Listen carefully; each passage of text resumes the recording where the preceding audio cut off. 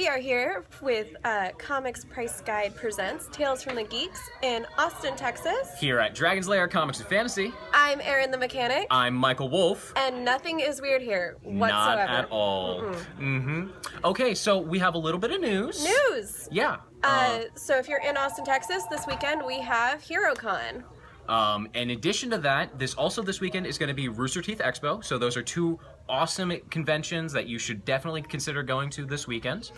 In news, there's not as much to talk about because Game of Thrones is over and the nerd community doesn't know what to do with itself. We're sad. I don't know They're what to do sad. with myself. She's sad. I'm I don't sad. watch it. Whatever. Actually, in other great news, we Yes. have a special guest.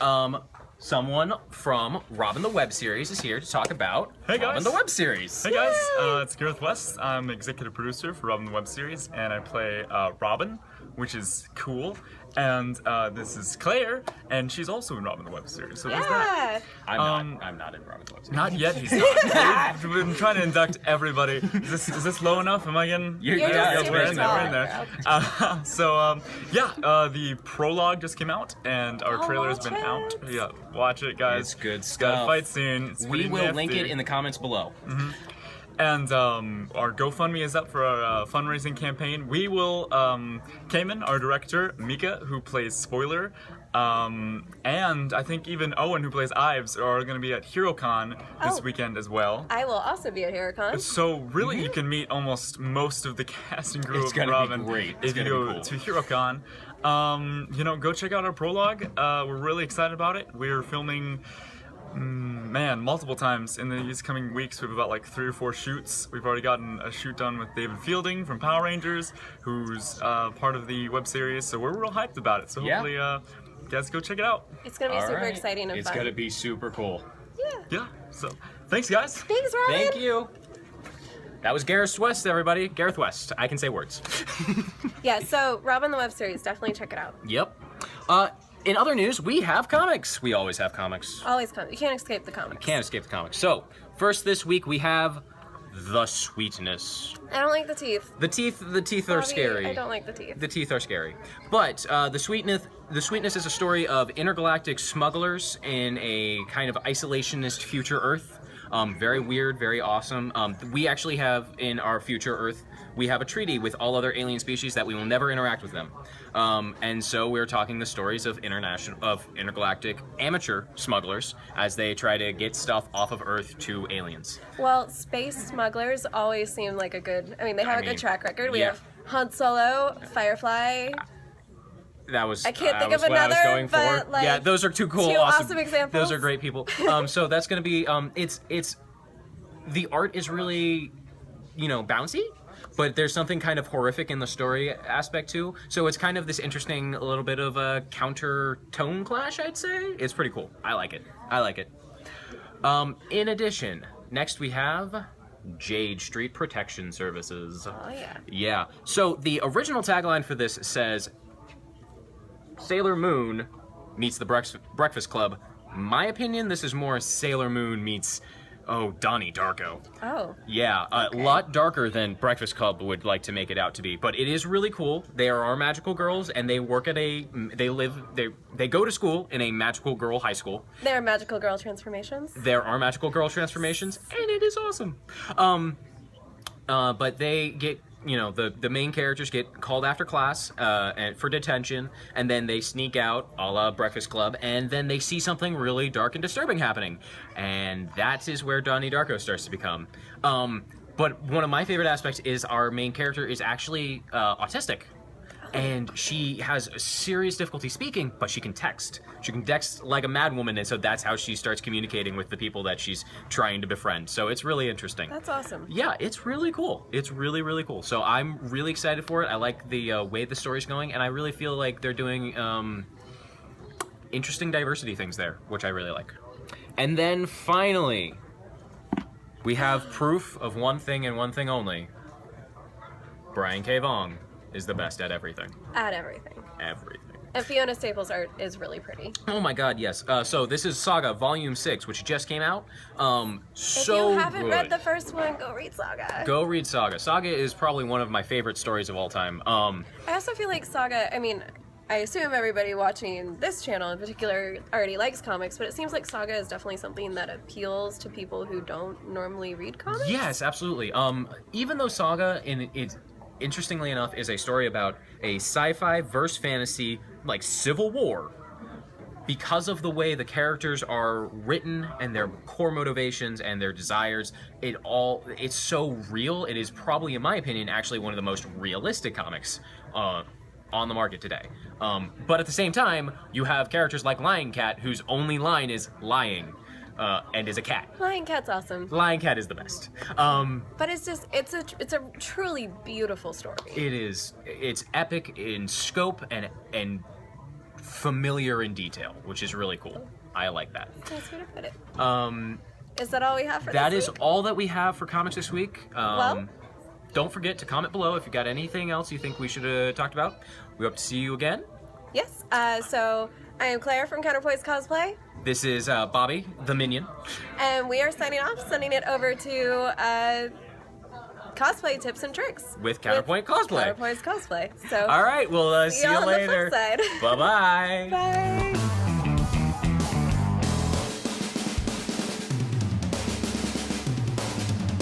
Hey everybody, welcome to Cosplay Tips and Tricks with Tales from the Geek. I am Claire. I'm one half of Counterpoise Cosplay, and I just want to talk a little bit today about pattern making and how really simple it can be to alter a pattern to get exactly what you're looking for. So if you have been watching, you'll know that we, Counterpoise Cosplay is currently working on some World of Warcraft builds.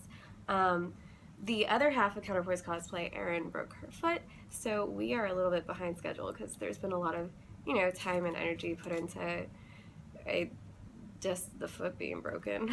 It's a lot harder than it would seem.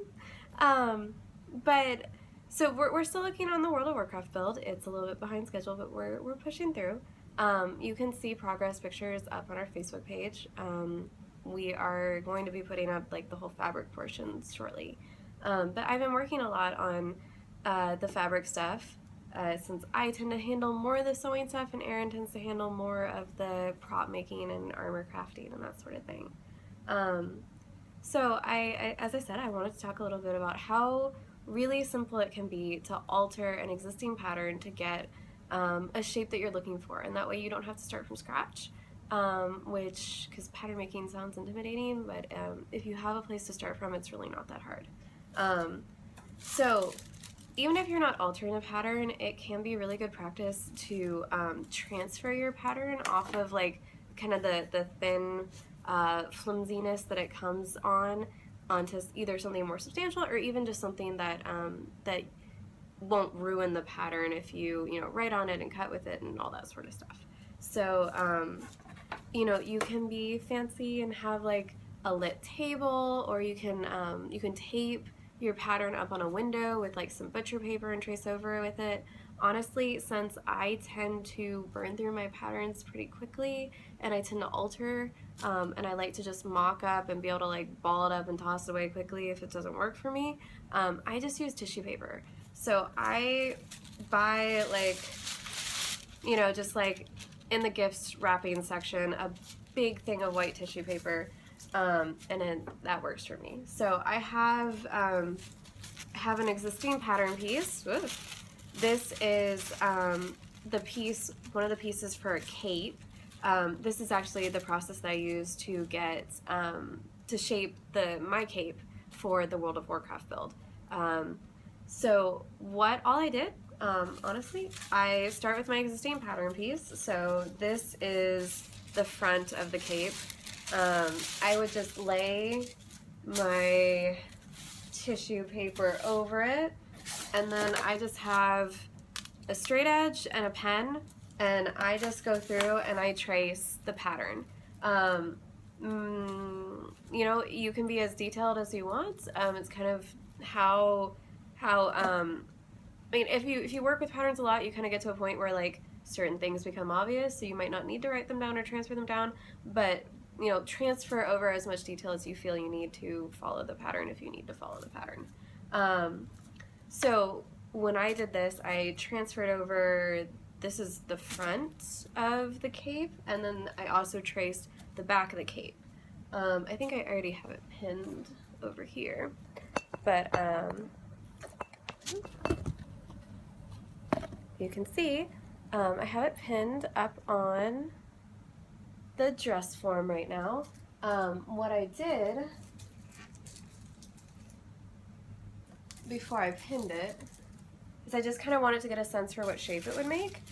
So I actually went in and I just taped the 2 pattern pieces that I had traced as if I had sewn that seam. And then I, right sides together, fold it out. And then I pin it onto my dress form. And the biggest thing for me was that the capes in WoW, and also I'm noticing like the capes in Destiny and stuff like that, I have that really like narrow rectangle straight down the back. So I couldn't find a pattern for that. Everything I found was like the over the shoulder, really full capes. So the biggest thing for me in altering this pattern was that I just needed to shift this front line so that the cape part really started in the back, but I still had enough of a front to connect the hood to. So honestly, I just took this existing pattern and I just folded up the top.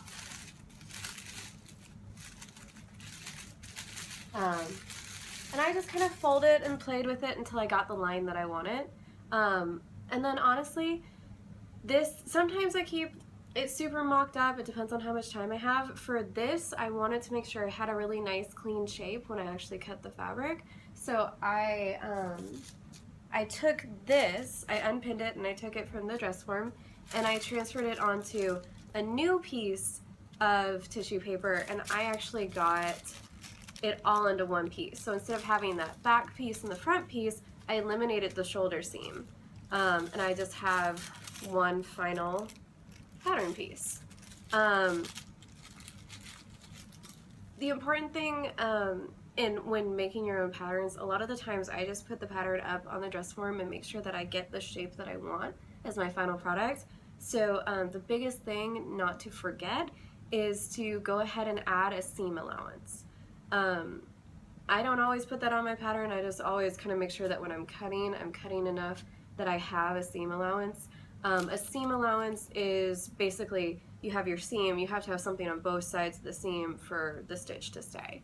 So standard for most patterns is like 5/8 of an inch. You can kind of do whatever you're comfortable with because you're the one sewing it. So yeah, in just a couple easy steps, I went from an existing pattern piece to something that I could play with to a nice clean cut, and then on to the cape itself and the final product, which is done. As I said, we'll probably be posting more of the fabric pictures later, but pretty soon. So check us out on Facebook. I hope this was helpful for everybody, and yeah, stay nerdy, folks.